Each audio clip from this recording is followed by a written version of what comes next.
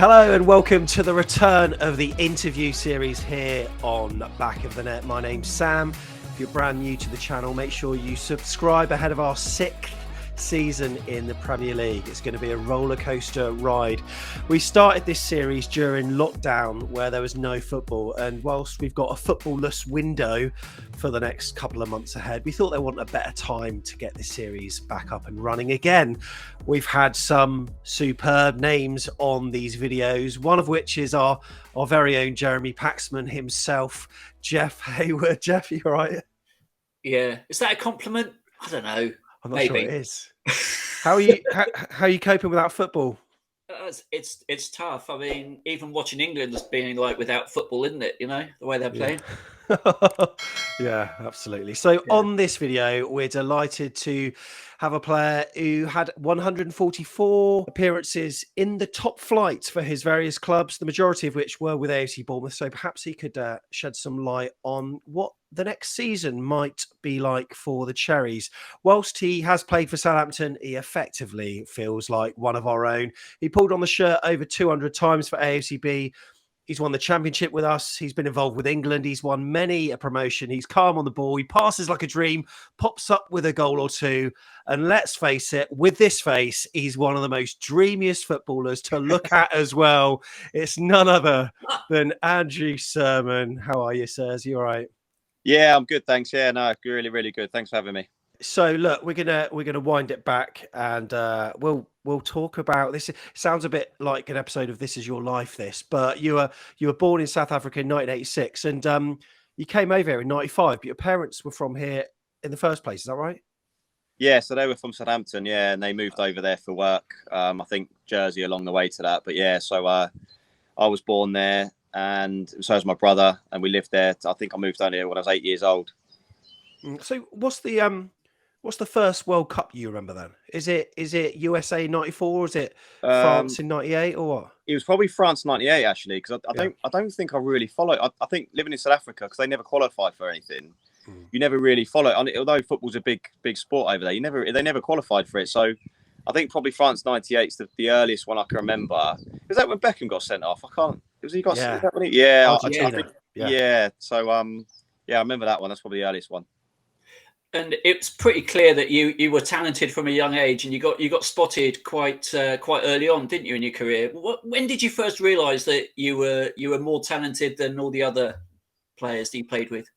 I don't know really. I mean, when I played in South Africa, I played up a couple of years, even when I was sort of 6 or 7, and my dad was the team manager at the time. So, but yeah, so I didn't really have an inkling that I might be a professional footballer, but I felt like I was a decent player. And then when I came over here, I was playing for my local team, Hedgeham Rangers, and a guy called, I can't even remember his name now, that's awful, but a scout from Southampton picked me up on a Sunday and said, look, do you want to come and join the Centre of Excellence at Southampton? And I still didn't really know what it was all about. I just sort of assumed, this is good, I'm going to play for the team that I support, and the academy or whatever. Before it was an academy, and that was it really. I didn't really sort of think too much about it.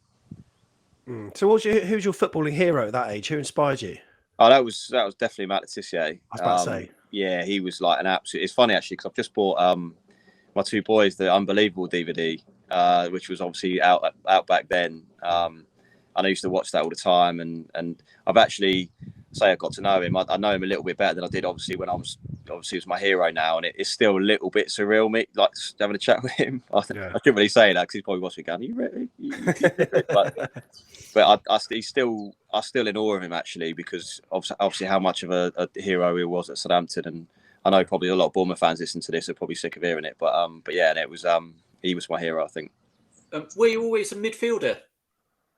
I was a striker, and then when I joined, well, as I got through the academy, I was actually they played me on the left, but I think that was mainly because where I was left-footed, it was almost like there wasn't many left-footed players about, so it just made sense for the balance of the team. Which I probably look back now when I've obviously retired, and obviously when I started playing centre midfield at Bournemouth, I regret that I didn't play more in centre midfield when I was that age, because I just feel that I probably missed out on a lot of development at an early age of how to play that position. And even later in my career, I'd go in there and play, and I'd do all right, and then I'd be stuck back on the left or whatever. So it was a little bit harder, I think, probably to make my way, just because playing on the wing, you just don't get as much of the ball.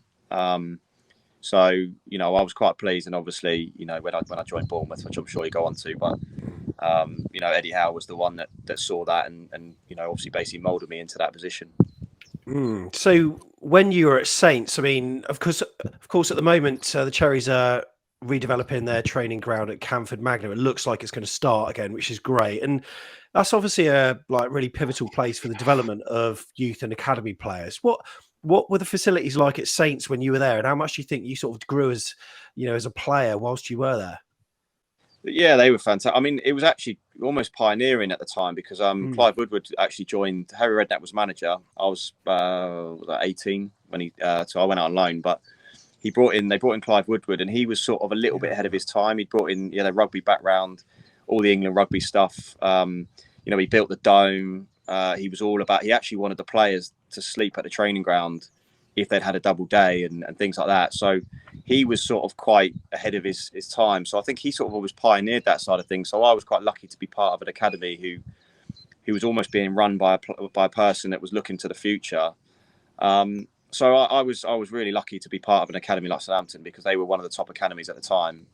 You know, along with, I think, places like West Ham and United and places like that. So yes, the facilities were amazing, and I think it's great to see that obviously Bournemouth are developing theirs now, because I think, you know, as good as the facilities are at Bournemouth, and when I was there, obviously the pitches out the back, I just think it's a club now where it's been in the Premier League for long enough to sort of warrant having a ground or a training ground that is really sort of top of the range and high tech, and is only going to benefit the players. For the first part of your Saints career, you had a couple of loan spells, one of which was at the Cherries. And both which, I think it'd be fair to say, helped get you into the Saints first team. But how did that first move to Bournemouth come about? So Harry Redknapp was manager at the time, and I think I played I think it was a reserve game, because obviously back then was it reserves then? I can't remember. I think they changed it to 17, 19s, but I played in a game, and he was watching, and I played pretty well. And then he pulled me into his office on, I think it was like the Monday morning or something. He said, "Look, you know, do you want to go on loan to Walsall at the time?" So that Paul Merson was manager at the time. So he sent me to Walsall. That's where I played my first sort of league game, and did all right. Had a good, and obviously that was a great experience. Obviously playing with and for someone like Paul Merson, because Paul Merson was the player manager at the time, and he was just like an incredible character, but also obviously, you know, a player as well. So I learned quite a lot from him. And then I came back, and I think he wanted to take me again, but again, Harry Redknapp pulled me in and said, "Look, you know, where do you want to go? You could go to Bournemouth if you want," because I think he had the links obviously with the club. So I ended up going there with Sean O'Driscoll, and you're right. I think that was probably the loan move that made me, you know, into a player that then, okay, I can step up into the Championship now. At least, you know, I feel like I had that belief. I came back with that belief. I was there for 6 months. And really enjoyed it. And Sean O'Driscoll, I mean, he was a great manager for me. You know, again, wanted to play the right way. He was very, very specific on details and things like that. And that's massive when you're a young player trying to learn. And I'm sure, you know, if you speak to Eddie Howe without speaking for him, I'm sure he probably learned quite a lot from him, because obviously Eddie was there at the time. So it was really good, and it was funny actually. Well, so it wasn't funny for the club, because obviously I was ready, got to the end of my 6 months, and they were just about to extend it. And George Burley had taken over at Southampton, and he said he phoned and said, "Look, you're coming back." So I went into training for the last day at Bournemouth, and I said to Sean O'Driscoll, you know, obviously, you know, thanks for everything. He said, "What are you talking about?" I said, "Oh, I'm going back to Southampton." He went, "You what? You're not going back to Southampton?" I haven't heard about that. So he like sprinted off and was like trying to stop the sort of thing. But obviously, where they were my parent club, George Burley had sort of called me back because he wanted to get everyone under his, you know, the same umbrella, and sort of say, right, you know, I want to see what I've got here. So, you know, that was sort of a bit of an abrupt end to it. But obviously then from there, suddenly I was back at Southampton, and within a week, I think I'd gone back. I'd sort of got my debut for Southampton. So. What was it like playing with Eddie Howe? Well, he was injured a little bit at the time when I was there. Obviously struggled with his knee injuries, but yeah, I mean, he's not. I don't want to say he wasn't any different back then.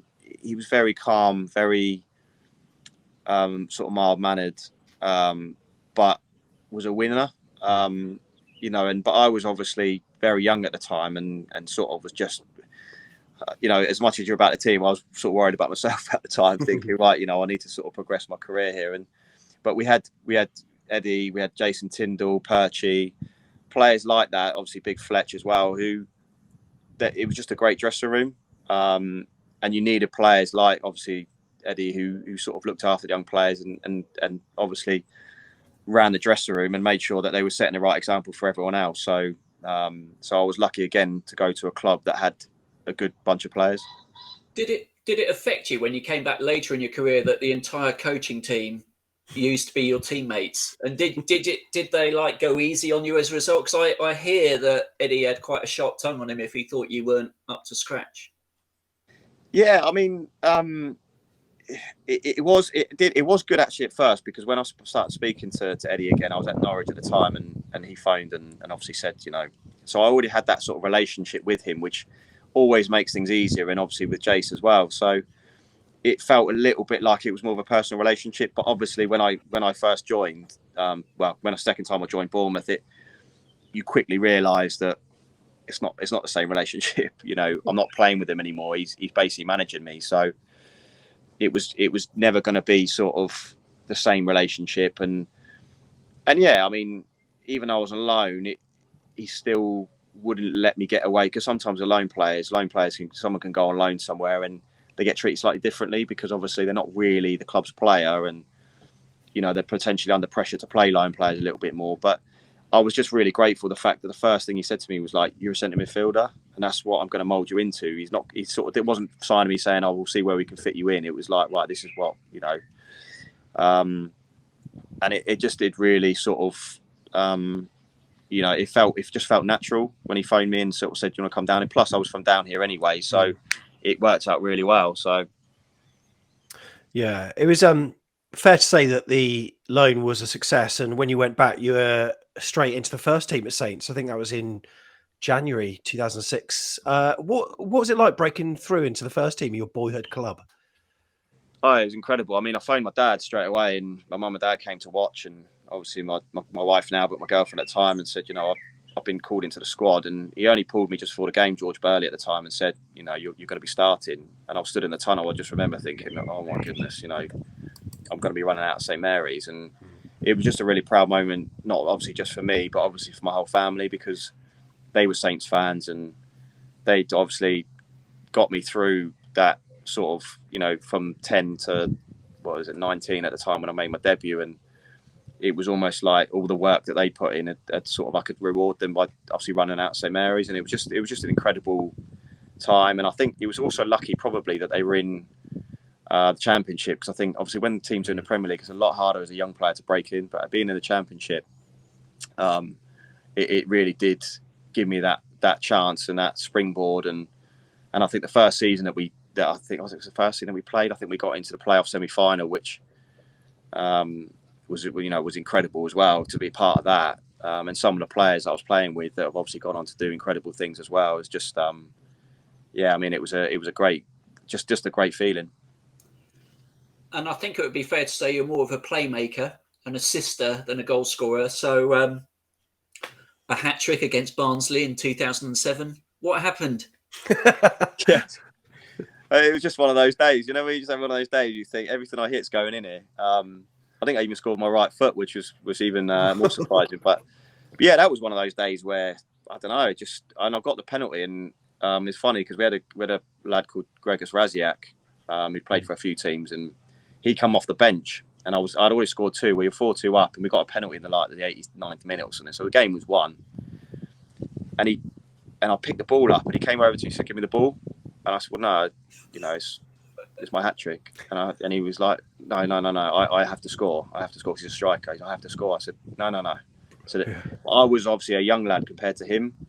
So I was rolling the ball around the back and trying to keep it off him. It was like a basketball match, and he was trying to tear it off me. And I won the battle, and I scored the penalty. And actually, it wasn't just a hat trick. That for me was actually, I remember that was quite a big turning point for me, because I felt like I stood up for myself as a young player and sort of thought, actually, yeah, you know what, I can give as good as I get. Where sometimes when you're a young player, you're a bit in awe of the older players or whatever. So So yeah, that was one of the few goals I scored, but an important one for me in my career.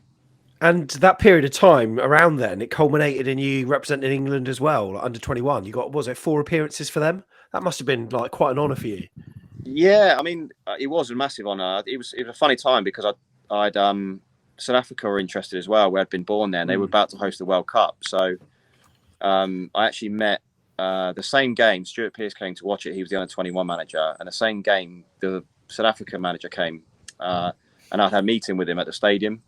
And he was the old Brazilian manager. I can't remember his name. Pereira, I think maybe. And so I sat down with him, and that was a little bit like, blimey, that's actually the ex-Brazilian manager. So I sat down with him, and he sort of said, I want you to come and play for South Africa, and got the World Cup. And then Stuart Pearce called me up for the next game.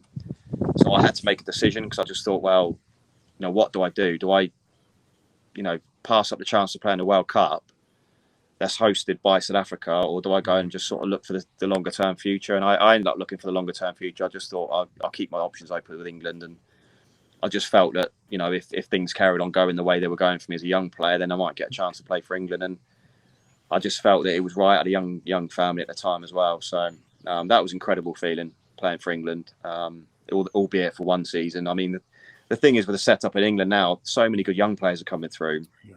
You play a couple of games, and then suddenly the next best thing comes through, and you're out. So that's sort of what happened with me a little bit. But yeah, I loved it, and I obviously scored a goal for them as well, which is also extra special. And at the end of that 2008-09 season, you left Saints. I think it was a time where they'd just been relegated and were going into administration. So you then joined newly promoted Wolves for £1 million transfer, wasn't it, as well?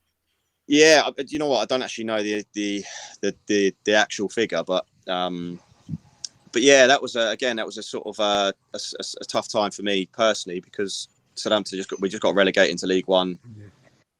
The club was in a little bit of turmoil financially, and they came and said we wanted the club were looking to sell. I was one of the assets at the time because I was young and I played a few games. And Wolves came in and Mick McCarthy was manager. He said, look, they'd just been promoted to the Premier League. It was a dream to play in the Premier League. So obviously I took that. But obviously also the club needed to sell. So they were like, well, actually, if you want to go and we can sell you, then that makes sense. So, yeah, I went to Wolves, and that was probably the toughest year I've had in football, to be honest, because I think I signed a 3-year deal. I only stayed there a year. The first time I'd moved away from home, really, with my wife and my little boy, and just didn't play. And it was just a tough year. And I think by the end of it, I was ready to go. I think 3 months left of the season, I was ready to go. Really, it just felt that I wasn't really involved. It wasn't quite working out for me. So, I was sort of looking at, right, the summer's coming. I need to probably move on. So I haven't played a few games in the Premier League, obviously with Wolves, but it just didn't sit well. And Mick McCarthy was a great manager. He did really, really well. They stayed up in the Premier League, and the players that he had there were great, but it just didn't work out for me personally. And then from there, you went to Norwich, and you can still play for a different country after England under 21s, right? And there were a few calls for you to play for them. I think up until like 2012, they were still asking you, but you turn it down. And a question from Rob Lee: is that something you look back at and maybe regret or not? Probably. I think turning down a World Cup would be now. I'd probably look back and go, I say not a regret, but sometimes I think, should I have, but I think the problem is it would have been a lot of travelling. It's not like a European team where you sort of think, well, actually, you're going to be playing in Europe. You're going to South Africa. You're going to play in Africa all the time. It just didn't fit me sort of with my life at the time. And it was a tough decision. I didn't want to turn my nose up at it. I didn't want to be disrespectful to South Africa either, because obviously I really appreciated the interest, but what I didn't want to do is go there, not enjoy it, and then think, well, now I can't now sort of turn around and go, I don't want to play anymore, because that just would have been even more disrespectful. So I just felt that it just wasn't worth it for me at the time with my young family and like traveling around the world and international breaks and stuff like that. And obviously the African Nations Cup as well, which was, I think, 6 weeks at the time. So it just didn't suit me at the time. Yeah. Now, before I hand back to Jeff, who'll talk about the AFC Bournemouth. I just need to talk about this photo, sirs. Hopefully you can see it. I mean, there you are celebrating promotion. But if I scroll down a little bit more, Oh my grief! What have we Brilliant. here, man? What I'll tell happened you there? What Like happened I've there? got a decent package on me, isn't it? No, it was yeah, I remember that so clearly. But I mean that was a great set of lads as well. I mean, you know, that again, that was similar to what we had at Bournemouth. You just got that group of players that just all got on well. Great banter between everyone. You know, everyone just did everything with each other all the time. It was brilliant. But yeah, that sort of summed it up really. But I should get that one framed, to be honest. Stick it above my bed. But no, I don't know. Now I can see why you left Norwich. Yeah, exactly. Yeah, I was at the door just after that, I think. So when you came out on loan to us again, what was it, 2013-14 season? How did that all come about? I think I'd spent 4 years at Norwich, and I had a knee injury, my medial, and it was like quite an ongoing thing. They couldn't quite work out what was wrong with it, but it turned out they'd actually torn off the bone in the end. So I had a lot of injections, a lot of breaking down after a couple of training sessions, going back, having more injections until they finally realised what it was and had an operation. And that was probably over a sort of 6-month period. And Chris Hughton was the manager at the time.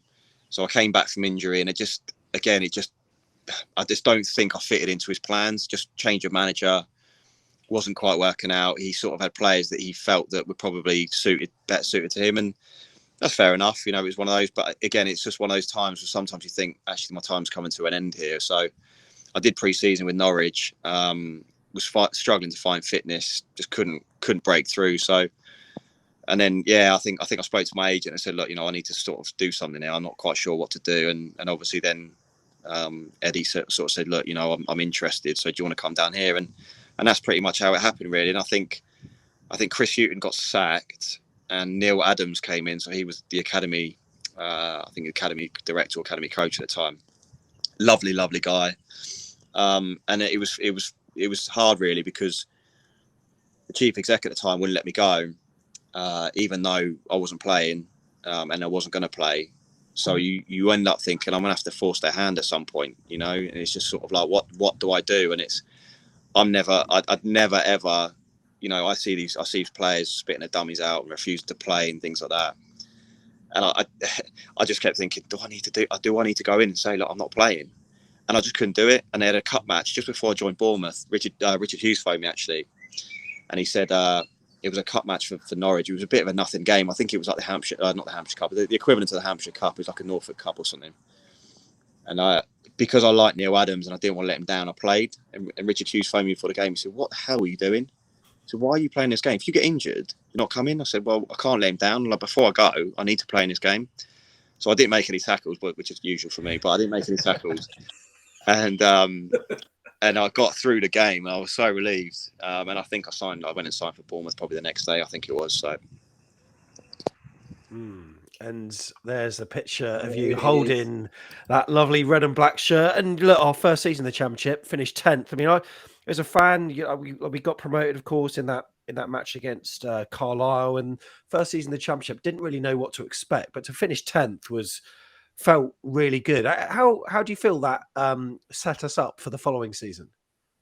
I just think it gave us belief more than anything, because I think when I first joined, it was similar to when I joined Norwich.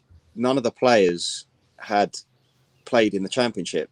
So when we started the season out, we just didn't know what to expect. And it was like, well, how are we all going to get on in this league that no one has got really any experience in? Everyone knew, I think, they were stepping up a level from the promotion of League One. But actually, in the end, I think we just surprised teams. As soon as we hit our rhythm, we had an okay start. But we just went on a decent run for the second half of the season. I think that might be when I come in the team, actually. But but no, we just went on a really good run, and we finished the season really strong. And I think that finish, and that we carried that on for the rest of the time I was there. You know, Eddie said, even if we were safe, we have to finish the season strong, because if we don't, there'll be a hangover through the summer. When you start that season next season, you're going to be hungover from the last season where you lost the last 3 games or whatever. So we had to finish, and because we finished so strong, we suddenly hit the ground running the next season, and just stayed in around that top 6.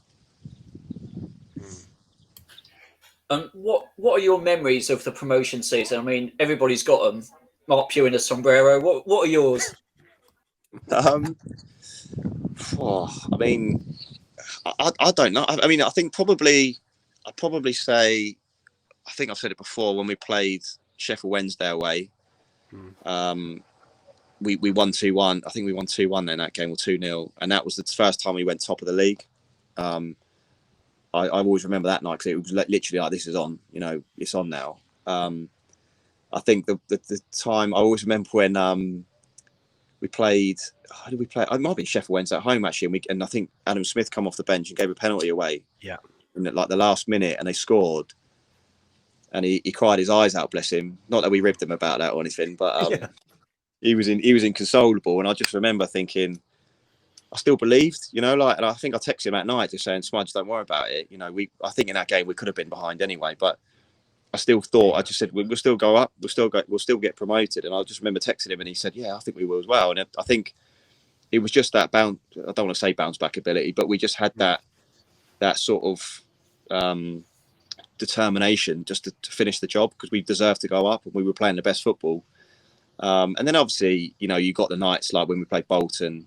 I remember actually the day before, I was round my friend's house. We just arrived, and I was listening to the game on the radio, and everyone else went in. I said, look, I've got to listen here for the last 10 minutes, because Fulham were playing Middlesbrough. Yeah. And it was when he ran the whole length of the pitch and scored. Yeah. And I remember just jumping out my car, and I was just running around in my mate's front garden, just going, yeah. My wife goes, what's going on? I was like, they just equalised. Like, if we, that means that on Monday, if we win, we're up. And I just remember like the WhatsApp going mental. People just going like, this is it. Like, we've got it on Monday, sort of thing. And it's just, like, honestly, the adrenaline for the whole weekend leading up to that game, the Bolton game, was just incredible. And obviously to finish the job on that Monday, knowing that, right, we can go into the last game and really enjoy it. Yeah, and there's my two boys there as well, just to have them part of it as well. And it was just a great thing to sort of, for me to experience, my family to experience. And they were then old enough also to know what I was sort of doing, whereas when they're a little bit younger, they don't quite grasp the fact that, why are you running on that pitch? It's sort of, they don't quite get it. But it was just great to have them there. And I mean, what a night. Just incredible. And obviously you can't forget Jeff's antics when he came in the dressing room. Swearing on TV. Him. Yeah, he was swearing, he's getting spanked. It was I don't even know if it was after the watershed, but it was yeah, I mean, and he's another character. I've got to mention Jeff, because obviously he actually had a meeting with us. This was when we'd already been promoted, and he was telling us about the time that he's basically, he didn't say I saved the club, but he said when the club was about to go under, he was stood in that meeting when he had to make the decision as to whether he was going to put more money in just to back up another month or whatever. Going to say no, and he just said something in him, just said yes. And that decision, then suddenly funding came, then suddenly Eddie came back, then suddenly before you know it, yeah, he was sort of like that was, and you just sort of, in that whole history, the recent history of the club just hinged on that one decision from Jeff, and since I was there, he was just him and his family were just sort of great people around the club. Every club needs people like that who sort of keep everyone going, and then shed put the good light on the actual club. So there's some great people there. I won't try and name all of them, but there's some great people that I work with and met at the club, and it's just a special time to be part of it. One of my favourite games was probably this is probably predictable, but the 8-0 at Birmingham. You were probably one of the only players that didn't score that day. I sound surprised. Yeah. No, that was I forgot about it. It's an amazing amount of games you actually forget. That game was incredible. I mean, and to be honest, that could have been 12 or 13. That game, it was unbelievable. But that sort of summed up as well, because I remember when you talking about Pewey there, because he had two, and I can't remember who took the penalty. TK. Yeah, TK needed a goal, and I remember saying to him, like, because he was like, I said, look, let TK have it, you'll get another chance. Yeah. And that's credit to Pewey. Like, that just sums him up as a person, because he didn't argue. He was like, yeah, you know what? Yeah, let's do that. He gave it to TK, let him score, and he scored his hat-trick anyway, and he got his just rewards. But so many selfless players in that team, and that's what you need if you're going to go up. You know, you can't carry anyone, you can't have any selfish individuals there. So yeah, it was just that was a great day. That was absolutely brilliant. And then I think TK scored again in that match because he scored 2, Pewey scored 3. Matt Yeah. Ritchie might have popped up, but no Andrew Surman on the score sheet. But we'll come to some of your goals later on. Surman at the back, just keeping everyone on their toes. That was it. Jeff. Okay. Aside from Josh King and Dan Gosling, when you looked at the team lining up against Villa in that first game, did you think, crikey, none of us have had Premier League experience, let alone Championship experience?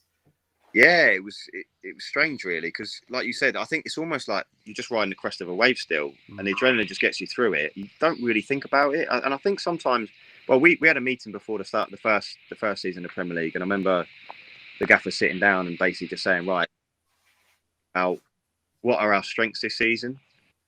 You know, there was no doubt that there was better teams in terms of individuals. You know, you got Man United and Man City, but what's going to be our strength? And one of our main strengths was people would underestimate us, and we had a point to prove. And I think that carries you quite far. Yeah, you know, if you want to get into the higher echelons, you have to have the quality as well, which we did have. But it was just about survival. And I think once we got, I mean, I thought we actually done all right against Villa on that first game, but I think once we got that first win against West Ham, again, you know, we just felt right.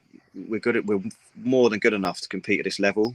You know, we just need to take our chances. We need to keep it tight. We need to keep playing the way we're playing, keep believing in what we're doing, and we will win more games than we lose. So. And that first season, I think you're only one of a handful of players. I think Kasper Schmeichel's done it before, but you played every minute of every game. You must be knackered come the end of the season.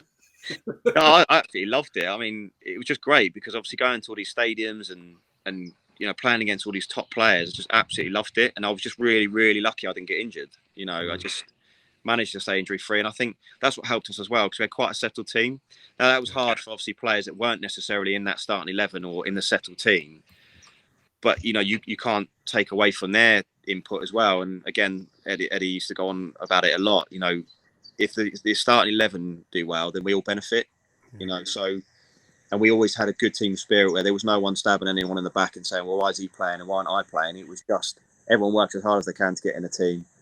You know, and I remember obviously Gozzo, Dan Gosling, when he joined, you know, he's such a good player, but because me and H never got injured and we obviously come and played that championship season together and formed a good partnership, you know, that was hard. I know that was hard for him personally because he was chomping at the bit to get in the team, but when he did get, he stuck with it. He supported us, and when he got his chance, he did really, really well for Bournemouth as well. So, yeah, I mean, it was just a great time, and I think that season, like I say, that first win against West Ham and obviously beating Chelsea and Man United was just, I mean, that was one of the highlights. The Chelsea away game was just incredible, but. How did you avoid second season syndrome? Because that's a common thing that's pointed at promoted clubs.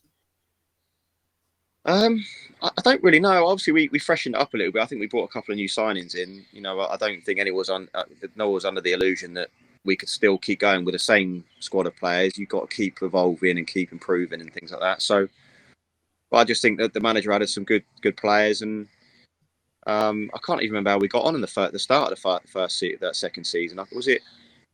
I don't know if we got off to a great start. But we ended up finishing ninth, didn't we, for the second season? Yeah, we did. Yeah. Was that? I don't know if that was the season we brought Nathan Aki in as well. Maybe I can't remember which window he came in. Not gonna Massive difference to us. You know, he was just such a good player. And he's obviously gone on to play for Man City. But he was a massive signing for us, and he made a massive difference actually. But yeah, I think second season syndrome. I don't really know. I think it was just, can we beat what we did last year? Basically, can we finish top half? And that was it.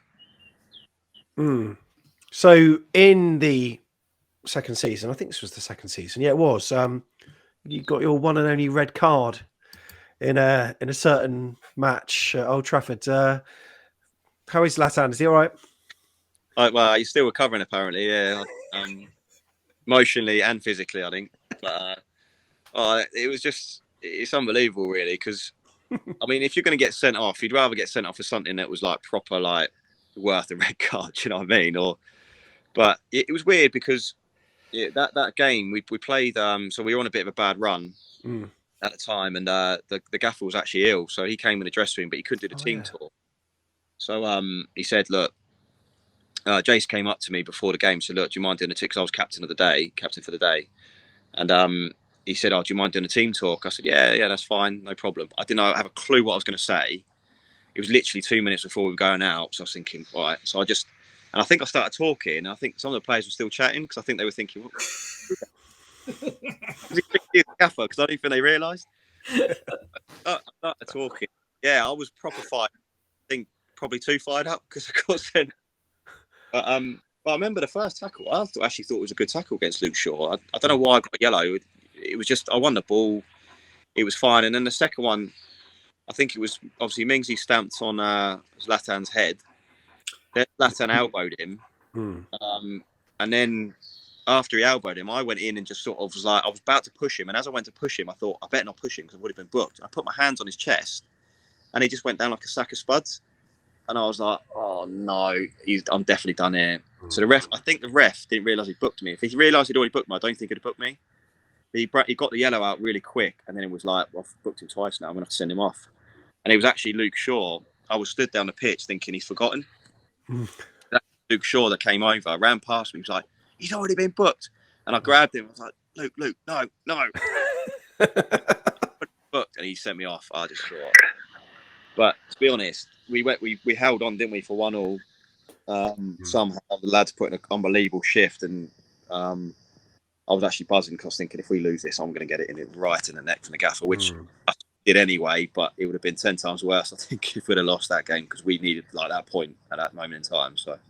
Yeah, Josh King scored a penalty, didn't he? And I think Artur Boruc even saved a penalty as well. And I was just looking back at replays, Jeff, of that Mings incident.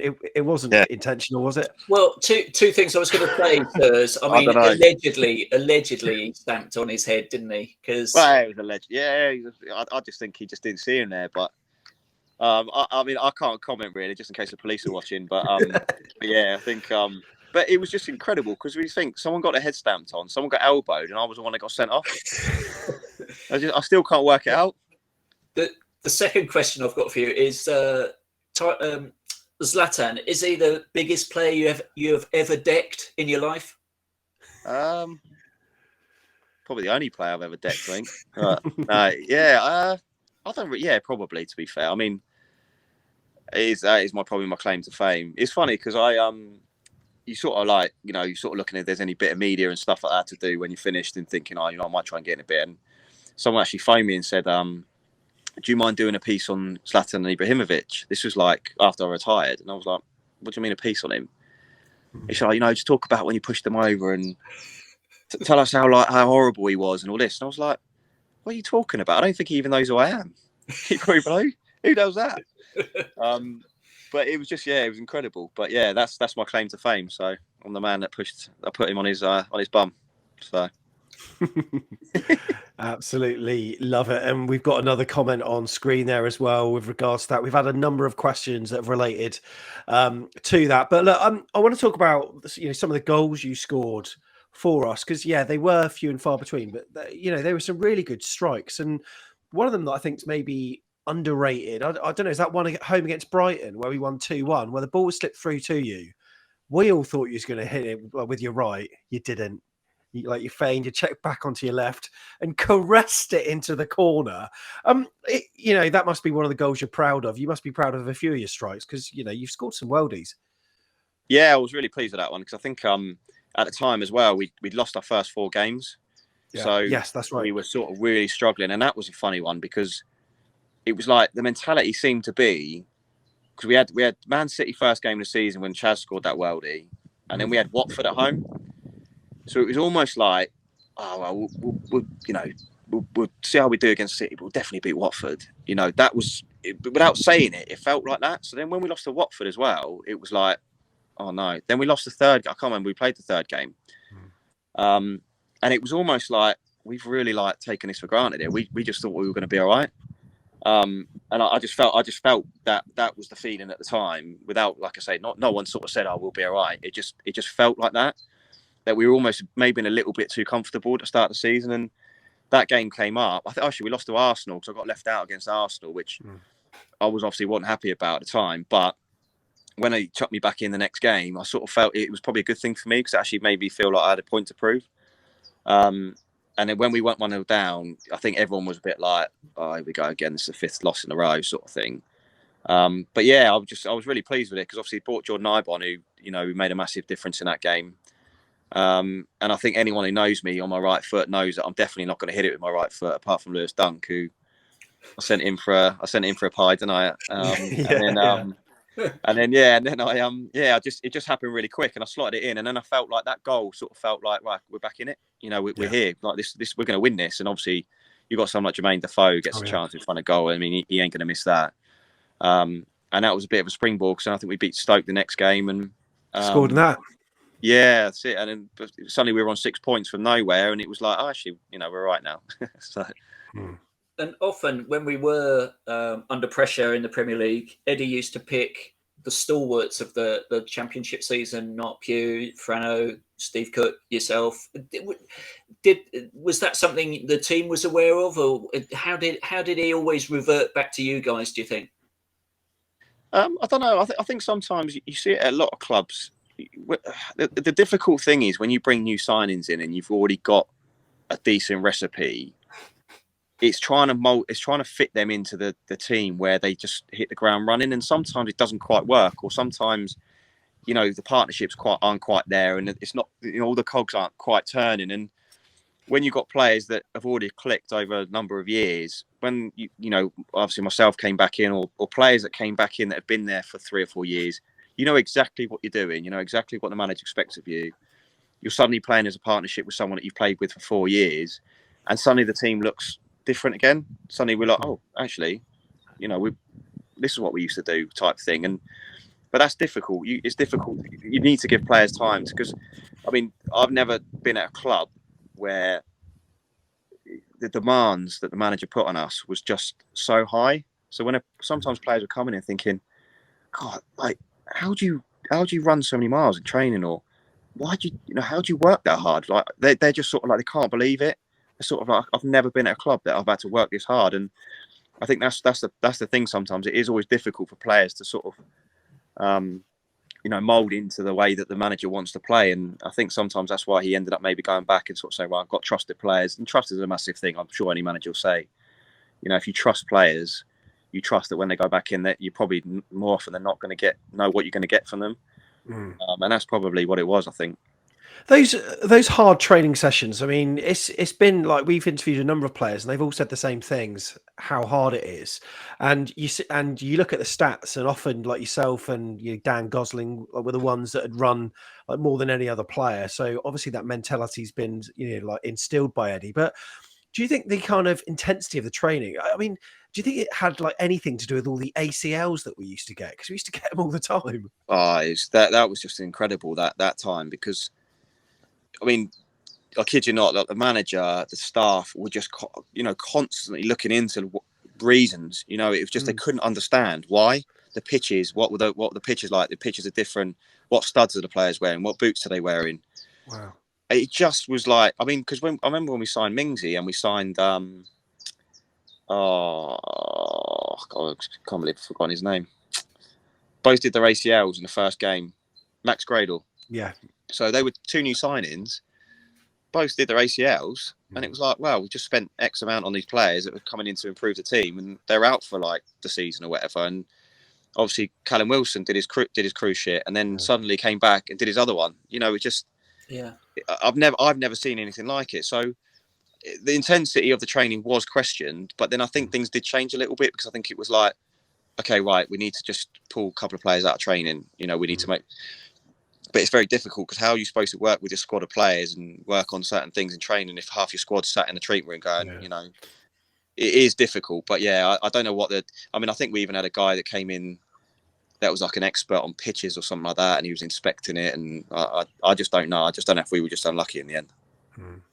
So you're not really on social media, are you, sirs? No. Any reason for that? Is that something you decided out from the beginning of your career?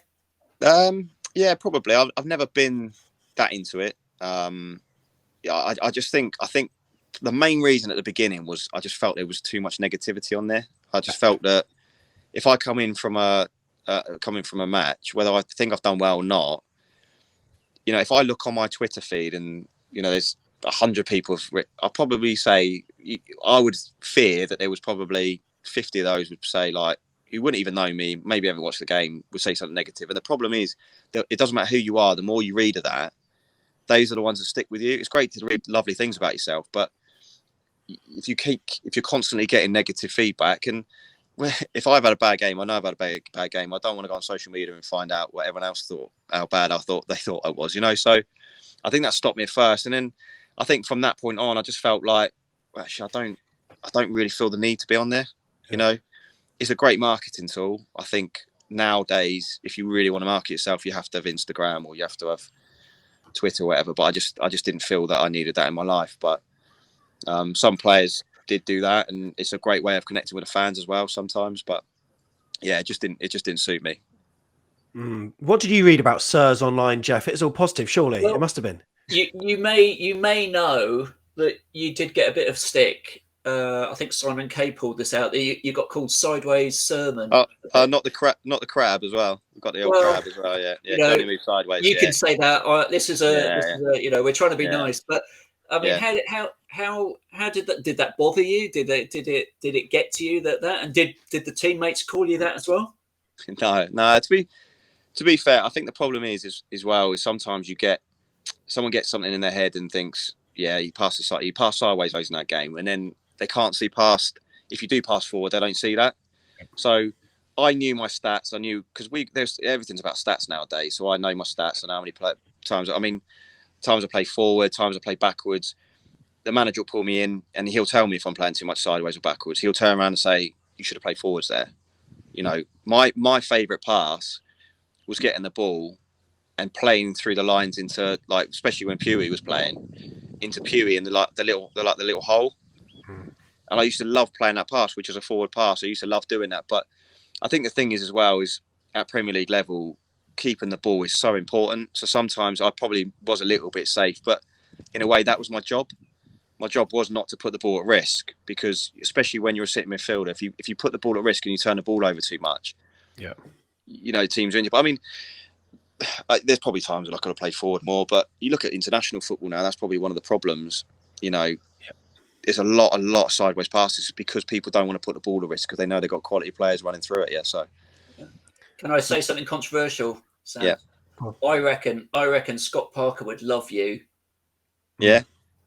Yeah, because there's some of the way the team play. I mean, I'm not sure how much you saw of us play last season, but there's some of the games, it was all about dominating the ball, dominating possession. Yeah. Sometimes the ball would go round in this kind of horseshoe for like 10, 15 minutes, it felt like. Yeah. Before it went forward, you know, it was like.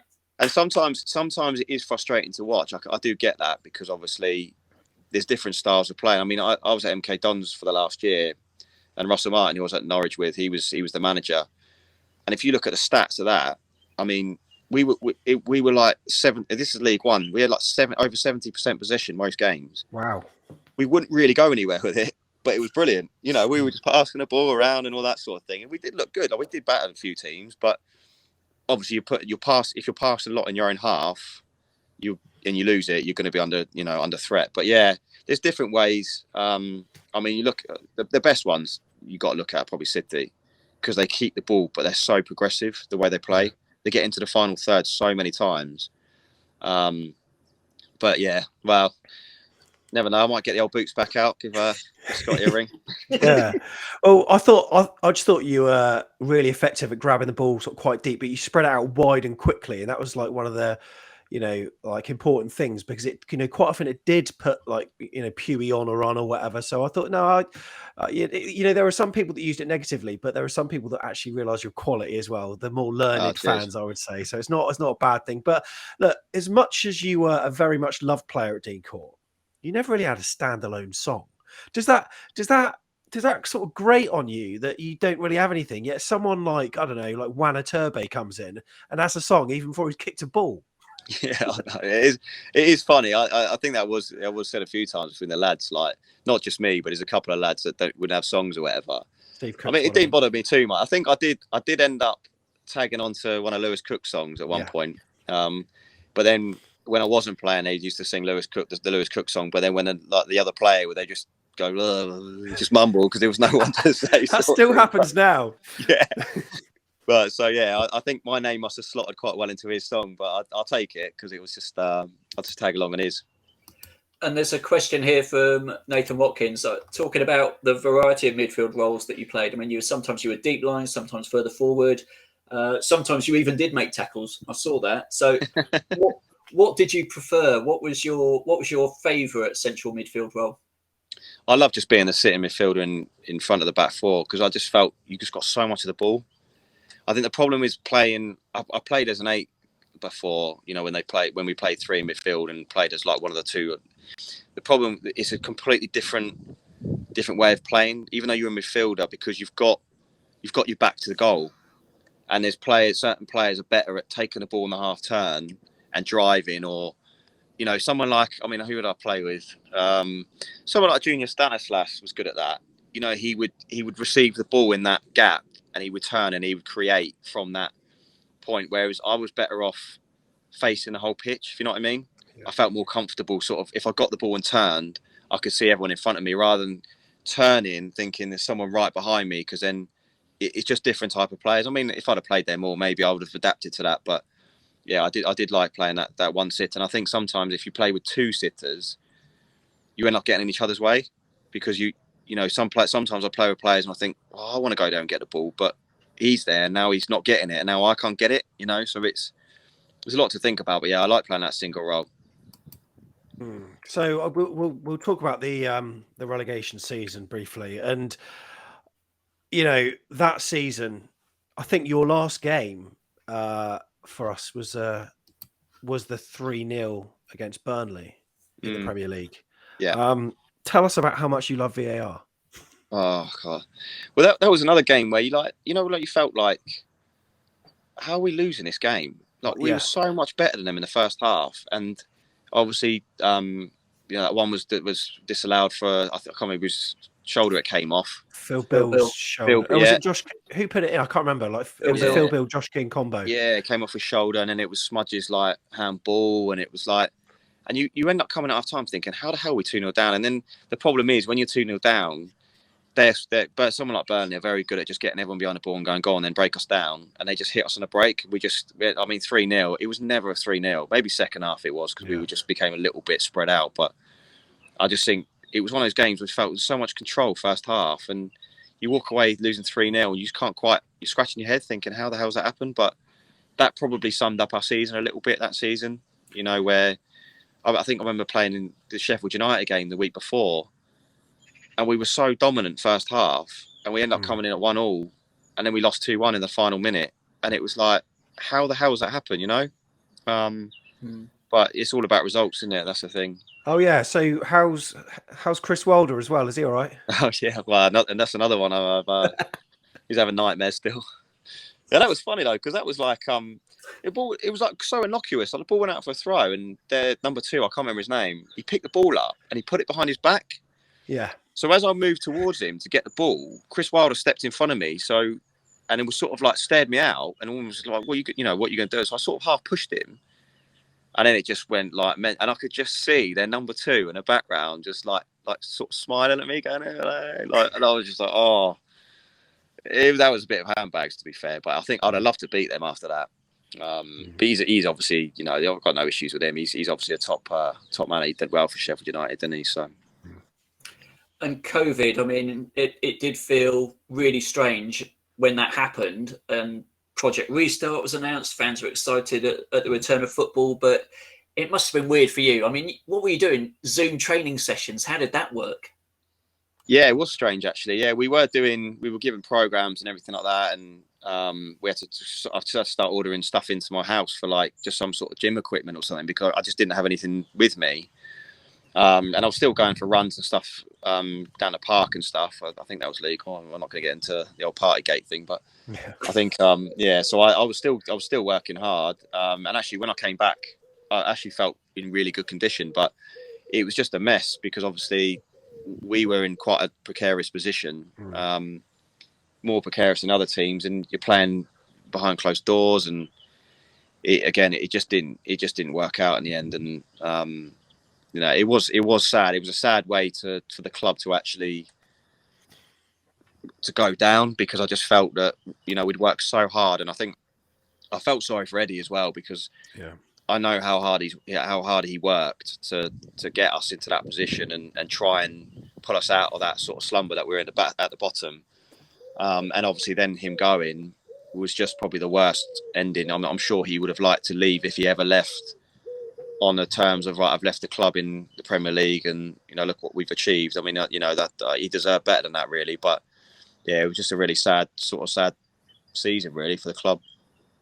So before those 9 games happened, yourself, Frano, Artur Boruc, Charlie Daniels, you all signed short-term contract deals. Ryan Fraser didn't. Discuss. Yeah, it was an interesting one. I suppose from the one hand, people would have looked at it and gone, well, he's sort of left us in the trenches here. We're all fighting for the same cause, trying to keep us up. He's sort of looking after number one, but it's a difficult one. I don't blame him for thinking, I don't want to get injured before I go. He's obviously had a big move lined up, and he's thinking, I don't want to get injured. I don't really know. I mean, I personally would have signed, like, if I in that position, but everyone's different. I can't really judge him too much, because I just feel that, when he's looking at his own career as well, as selfish as that sounds, he does have to look after himself, and probably thinks, well, if I'd have got injured in that last 10 games or whatever it was, that could have completely screwed my career, and we might have got relegated still. So I can see why he made that decision, as hard as it is for fans to see, and players. Sometimes you look at it and you think, oh, cheers, mate. But it's a very delicate situation, and I think the manager handled it well. He obviously had a good chat with him and things like that, and I think he. But you can't force someone to do something that if they've made a decision and they've been advised to do something. It's very difficult to then turn their heads or change their mind. Happier times. We went to St Mary's and won 3-1 that season. How did that feel?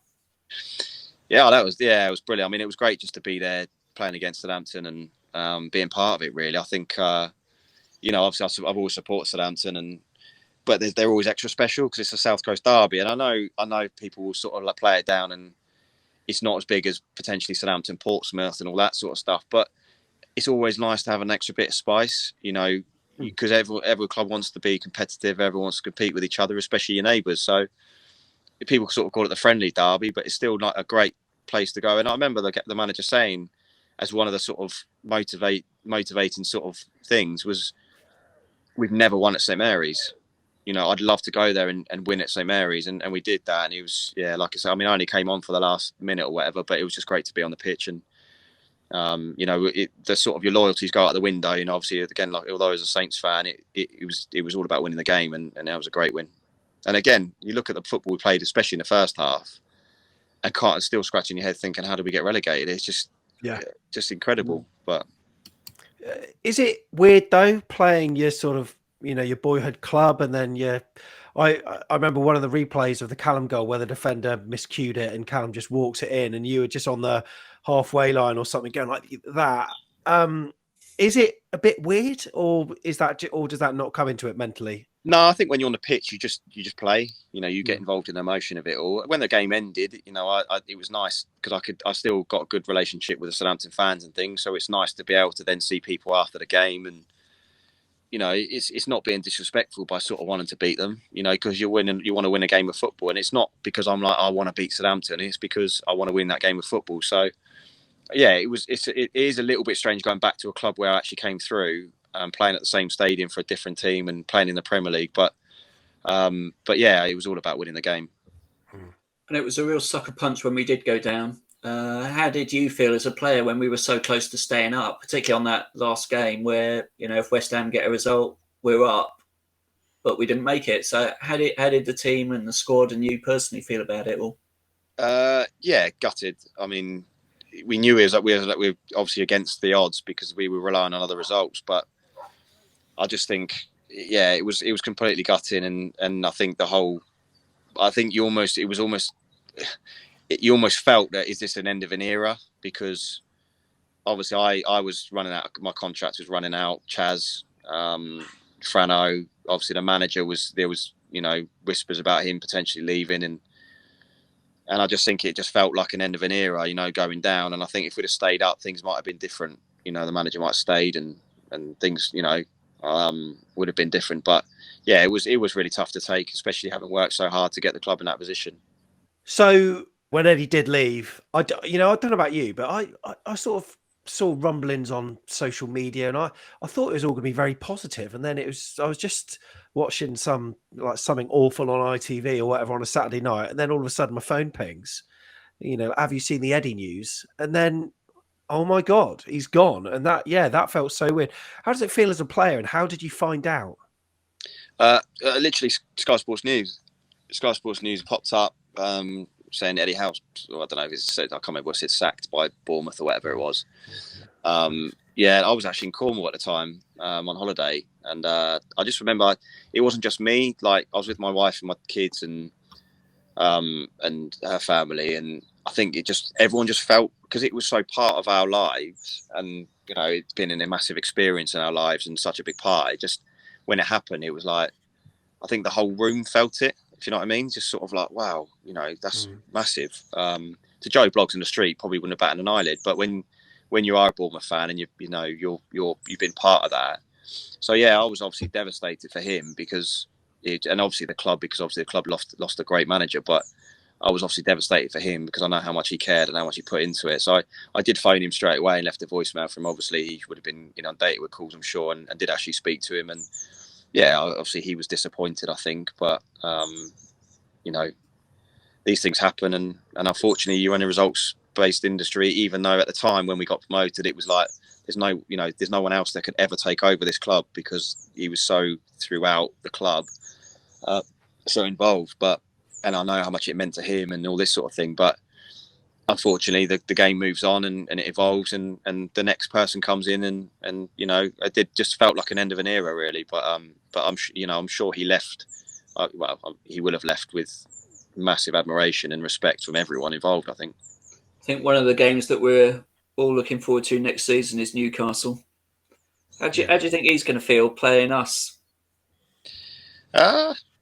I think he's professional enough to know it will be a little bit extra special for him, I'm sure. But I don't think it's going to be extra special in terms of I really, really want to beat these. It's more, it probably feel strange for him. But again, I think it will just be like, right, you know, it's another game, I want to win it. Because it isn't the same Bournemouth that probably he was part of. It's changed, a new manager, new staff, all this sort of thing. So, and he's done wonders at Newcastle. I mean, it's incredible what he's done. So I'll definitely be watching that with interest, because I think it'll be one, a good game of football, but two, just sort of, you know, how Eddie approaches the game tactically, and and things like that. So. Do you think you'd have stayed? Do you think had he stayed on, you'd have been here for another season or so? I think if we'd have stayed up, maybe. I think with relegation, I just felt the writing was on the wall, because I just felt that actually financially it doesn't make sense for the club to keep a player that hasn't really played this season. So obviously there's always that thing where you think, oh, maybe they will or whatever. But so yeah, if we'd have stayed up, maybe he'd have stayed. Maybe I'd have got another year or something like that. But you know, everything happens for a reason. You know, it happened, and I moved on. So it's just it was disappointing. I just think it was disappointing to leave the club. Again, like I'm saying about Eddie, you know, to leave the club in a position that it's just been written on a relegation, it just, you know, it was just it wasn't a great feeling. But again, these things happen. So, what about the way you left? Did you get a phone call from Jason, or didn't you? No, it was weird. It was a weird situation, because I hadn't really spoken to anyone, and I didn't really know what was going on. And obviously, I knew Eddie had gone, and then I saw. And then I spoke to, I was in Cornwall, and Richard Hughes phoned me and said, you know, look, we're not going to offer you a new deal, but I wanted to tell you it's not great to tell you this. And he was fine, you know, there's no problem there. But then I saw like sort of Jace come out and say, I'm going to speak to Sirs and Frano, and I thought, well, I already know. So, and then it just literally, I can't remember who it was. I think it was like Radio Solent or someone messaged me saying, oh, do you mind us phoning you just to do an interview, not really knowing anything. And they said, "Oh, so, you know, what's the thing?" And they said, and I just said, "Oh no, I haven't actually spoken to Jason." They asked me, and I said, "I haven't actually spoken to Jason Tindall." And I think he was a bit like, "What? What do you mean you haven't spoken to him?" I was like, "Oh no, Richard Hughes told me." And then I tried to sort of then I started thinking, "Oh no, I think I've got him in trouble here." So I just said, "Oh, you know, obviously, I'm sure he's busy." But I think he was. I think genuinely, Jace was. You know, he'd taken over this role where now he was like, "Jesus, our manager." You know, and he had loads of stuff to sort out. So it probably was disappointing. He did phone me afterwards and just sort of said, "Look, I apologise for not speaking to you earlier." So fair play to him. It was fine. We still got a good relationship, so it's not like we fell out over it. It just, I think it probably the way it all happened, relegation, Eddie leaving, not getting a new deal, not being probably contacted by the right person. But it's all fine now. So. Do you think the club was built a little bit too much around Eddie? Because once he went, it felt as though loads of things had to change. Yeah, I know what you mean. I think the thing is, when you look at his backroom stuff, you know, and I can see why, because you had like Eddie, you had Jace, you had Perchy, you had Biggin, you had all, you know, Jimmy Glass, all in the staff, and they were all brilliant. And inevitably, they were obviously Eddie's men, and they had a history with the club, and they were deeply rooted into the club. So it made sense, and they were all brilliant characters, and you know, it was a great thing to be part of. But like you say, I suppose as soon as Eddie goes, the person that's obviously recruited them and brought them into the club is gone. So now someone comes in and goes, right, okay, I want my own staff, and then he starts making changes. I want my own physio, I want my own fitness staff, I want my own first team coaches, and those people, that the good people that were obviously really cared about the club, are out. You know, and again, like I say, it's just the evolution of football. That just happens. Managers want to come in, but they want to bring in people they can trust. And unfortunately, people that have been there for a long time sometimes end up being the victims of that. So, okay, we've got some quick fire questions for you now, sirs. Best AFCB midfielder you have played with? Best centre, what's that? Best AFCB midfielder. Oh, if you could pick one, who's alongside you? You know, I don't know. It's a tough one. It's got to be between H and Gozzo, really. I think mainly because for different reasons. I have to pick both of them because me and H had such a good relationship in midfield. I'm going to sit on the fence here, big time, but me and H had such a good relationship in it, so we obviously had a lot of time where we, you know, good times where we as a partnership we did really well. But then Gozzo, I felt like his work ethic was ridiculous. He was a good player. He's a great lad. And when he played, I always knew that, like, because we used to do this thing where we used to shuffle across the pitch. That was our, we used to work on that a lot. So the four midfielders would shuffle from left to right, and the distances had to be the same. And if you're not fit enough, if I go across and my midfielder doesn't come across with me, a gap appears. But I always knew Gozzo was there. So if I ran, I wouldn't even have to look round and see where he is. He would just say, I'm here, sirs, or I'd do the same to him. So, I'm going to sit on the fence there, both of them. All right. Okay. So one of the questions was the best memory AFCB on and off the pitch, which I think we've pretty much covered before. That was from Sammy Nell. But here's a question from Mark Jackson, and we will make this quick fire. You can have a night out with 3 current or ex-Bournemouth players. Who are you picking and why? Oh, okay.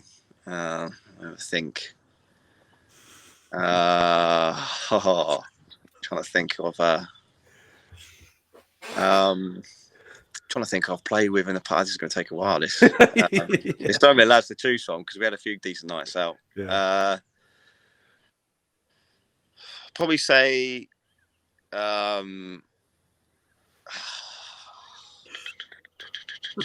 I'll probably say Smudger, Adam Smith. Just because he's just the character, like he's got great banter, and yeah, he's a great lad. I'd probably say Gozzo, Dan Goslin, yeah, another great lad, but like great on a night out as well. And I'm trying to think of another one. I don't know. I'll probably say. I'm just trying to pick the lads that I know that will always be there. Yeah, that's the thing, because you know that they're always going to be out if you're out. So I don't know. I'd probably say Probably Callum Wilson. I think Fair, just fair. again, just banter, and he always pays for the table, so it's we always manage to get him to pay for the bill at the end. So the next question's from Sam Summers. What's it like to be the best looking central midfielder of all time? I thought you were going to say it on this call, but yeah, well, I'm very flattered. So I don't know if that's true, but yeah, no, thank you very much. Yeah, I mean, come on, take a look at that photo. Those smouldering eyes. Look Where's at that. the music? Where's the background music? Yeah, I know exactly. I know. I don't know if it's a photo shoot for Love Island or for the Bournemouth programme. I just can't tell. But I look serious there, don't I? It's funny because when we used to do these sort of shoots, I never used to know whether to smile or do like a smolder. And in the end, I end up putting some sort of weird face where I was sort of like trying, but one eye shut, and just like a sort of dirty smirk. But yeah, I try to nail the old smolder, but hopefully it worked. I don't know. And we've had another question. Is it right that you stepped in and paid for a season ticket for a long-serving member of staff who was let go during our Premier League years? Yeah, I did. Yeah, so yeah, he was what's it called? He left quite early, and he was obviously working for the club for quite a long time. And yeah, when he left, he was a guy called Pete, Pistol Pete, we used to call him. Oh, nice. And yeah, so he was just a great guy. Part of the seasons when we were sort of doing really well, and I just felt it was right because he left the club, and I wasn't sure if and this wasn't aiming at anyone at the club. I felt that he'd done more than he probably got appreciated for. So I just nice. we still kept in touch, and felt that he sort of deserved that. So cool. When you went to MK Dons, there was a goal that you scored, only one of two goals that you scored against Northampton Town. That was a thunderbolt volley, top corner. What have you got against scoring boring goals? I think the problem is because of the position I played, I just never got in the box. So there was never anything that just dropped and I just toe poked it in or whatever. It was always like I was coming onto things from the edge of the box, or the ball would come to the edge, or it'd be building up from quite far out. So I think I was always coming from deep rather than maybe players that play further forward in midfield. They're constantly making the box, wingers constantly making the box, strikers. So there's a lot of tap-ins, a lot of headers, stuff like that. But so I think when I did score, it was usually like I had to do something special to try and get the ball in the net. So that's probably why, to be fair. Although I think your goal for England under 21s was a tap-in, I think. It was, yeah. But I think I must have been playing a bit further forward there. Yeah. So that's a great Barnet as well. If you got a picture of that, that is absolutely horrendous, that Barnet. But I'll make sure I find it. So look, you decided to retire. Tell us about that. Tell us your reasons why. When you've preferred to do it in front of fans or anything like that, or was it just did it just feel like the right time? Yeah, that was something that crossed my mind. I just felt that I think a few years before I left Bournemouth, obviously you're trying to plan for the future, and you could only see yourself obviously staying there. But the last year, obviously, you sort of start thinking, okay, what I'm going to do if I don't get a contract here? What am I going to do? And I quite fancy playing abroad, but the problem was that I just didn't have the options that I thought I would. Sometimes some due to COVID, or mainly probably due to COVID, but also because obviously everyone was tightening their purse strings, and also due to the fact that you couldn't travel, and the fact that as a player, obviously I was 33 at the time, 34.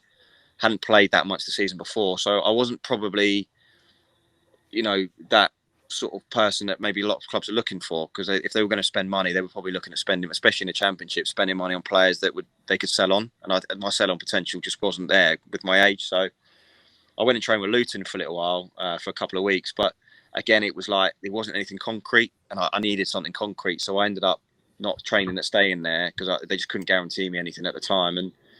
And yeah, I ended up going to MK Dons, and I really enjoyed it there. But again, it was the travelling, being away from my family. I still felt I could play at a high level, but I just felt potentially the motivation for me was going, probably for all those reasons. I didn't feel the same buzz that I was getting when I was playing at Bournemouth and in the Premier League and things like that. So I think it just became a culmination, and I was sort of turning 35, and like I say, it just didn't.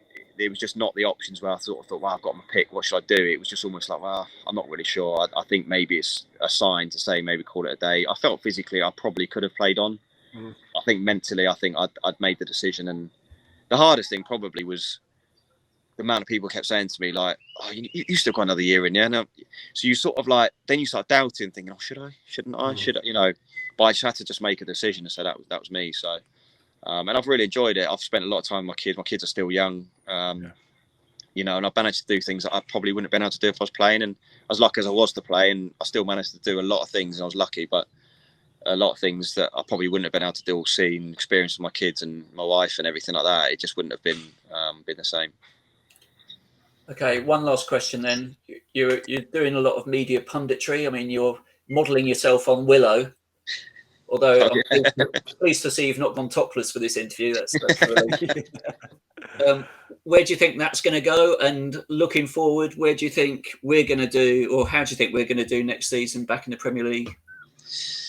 Yeah, well, media-wise, I've sort of always available to do stuff, so I've just sort of said that to the team and just said, look, if you ever need someone to come and do co-commentary or whatever, then, you know, and I've done quite a bit with Southampton as well in the suites and a bit of radio with them, so it's been really good. I think in terms of Bournemouth, I think they will need to make signings. You know, it's still a young team, probably, although you've got players like, you know, Lewis Cook, obviously Billing, and players like that have played in the Premier League. And obviously, Dom, you do need experience. I think, to be honest, I think it was such a successful season last season just because, as well, that you managed to blood the young players in. You know, you had obviously Jordan Zamora, you know, all those sort of players. It was just sorry, not Jordan Zamora, Jordan Anthony. Jane Anthony, yeah. Yeah, Jane Anthony. And you had players that were coming in and were given a chance, and now they've got experience coming into the Premier League, and you've got almost like a settled team with youngsters in it for the future. Obviously, Kiefer Moore was important bringing him back towards the end of the season. He scored some important goals. Obviously, Dom was on absolute fire last season. So I think they've got enough, but I think, yeah, as always in the Premier League, it's such a big step up, and they are going to have to spend money, but they have to spend it wisely, and players that are hungry and want to come in and do well and obviously supplement what's already there. So I think Bournemouth will stay up. I think they play a good brand of football. Like I say, I think probably need another one more striker, maybe. Everyone wants a world-class striker or a striker that's going to score goals in the Premier League, but maybe that. But I do think Bournemouth will stay up. I'm not sure who will go down because you just never know what everyone's going to spend and whatnot. But yeah, I think Bournemouth will stay up. So next season, then, when it is Bournemouth v Southampton, are you going to be wearing a red and white shirt or red and black? I might wear both, you know. And Yeah, whoever wins, I'll just keep that Half one and on. half. You're actually one of a few players that, I mean, obviously, we all know that Portsmouth Southampton is the main rivalry, but you're one of a handful of players that have played for, you know, both clubs, and I think there are a few that have actually played for all three as well. But you play for Bournemouth and Southampton. That's okay by us because you played like most of the games for us, which we're all good with. It's been a pleasure to have you on, Drew. It's been absolutely brilliant, and Jeff, he gave us some brilliant memories in an AFC Bournemouth shirt, didn't he? Yeah, certainly did, and I think the memories of that cultured left foot will live long for lots of fans. So thanks for everything.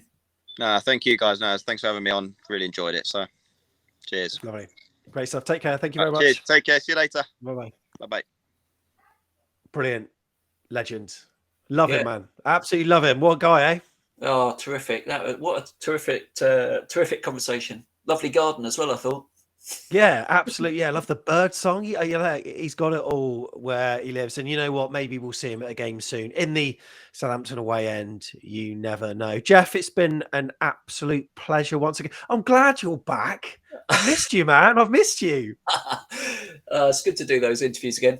Exactly. And to you at home, thanks so much for the questions. Thanks for getting involved. And make sure in the description below, check out the interviews playlist, because look, some of his teammates at the time we've spoke to, Mark Pugh, Tommy, Frano, Jan, Brett, many other heroes from the golden era of AFC Bournemouth. There's lots to come on the channel, so do all the usual things below, subscribe, like, and all that stuff. But most importantly, hit that like button. It means a lot. We'll see you in the next video. Up the Cherries.